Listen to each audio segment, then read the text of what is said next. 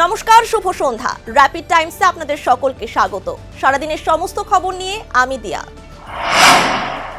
এখন থেকে স্কুলে টেক্সট বুকের সঙ্গে খবরের কাগজ পড়া বাধ্যতামূলক, বড় সিদ্ধান্ত নিল রাজস্থান শিক্ষা দপ্তর।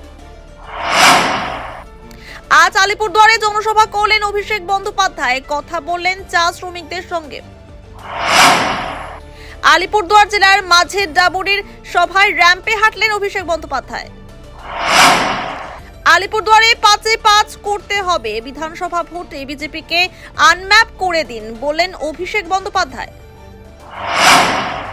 ছত্তিশগড়ে মাওবাদী দমন অভিযানে বড়সড় সাফল্য পেল যৌথ বাহিনী। সুকমা এবং বিজাপুর জেলায় দুটি পৃথক এনকাউন্টারে অন্তত 14 জন মাওবাদী নিহত।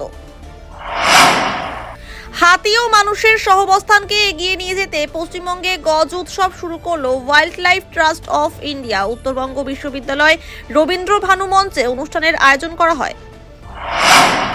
আমরা সবাই সূর্য সেন স্পোর্টিং ক্লাবের উদ্যোগে এবং কানাইলাল সেন ফাউন্ডেশনের সহযোগিতায় প্রথমবারের মতো ফ্রেন্ডশিপ কাপ ক্রিকেট টুর্নামেন্টের আয়োজন করা হলো। শিলিগুড়ির শক্তিগড় বালিকা বিদ্যালয়ে অতিরিক্ত ভর্তি ফি নেওয়ার অভিযোগ, বিক্ষোভে শামিল হলেন স্কুলের ছাত্রীরা।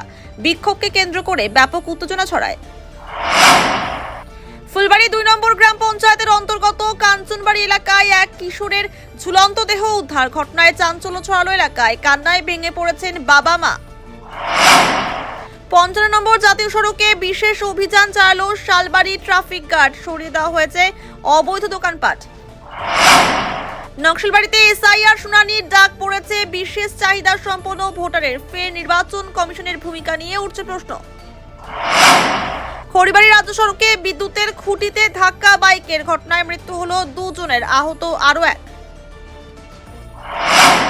সারাদিনের সমস্ত খবরের আপডেট পেতে নজর রাখুন শিলিগুড়ি টাইমসে। শিলিগুড়ি টাইমসের খবর আপনারা পেয়ে যাবেন শিলিগুড়ি টাইমসের ইউটিউব, এক্স হ্যান্ডেল, থ্রেডস এবং ইনস্টাগ্রাম পেজেও।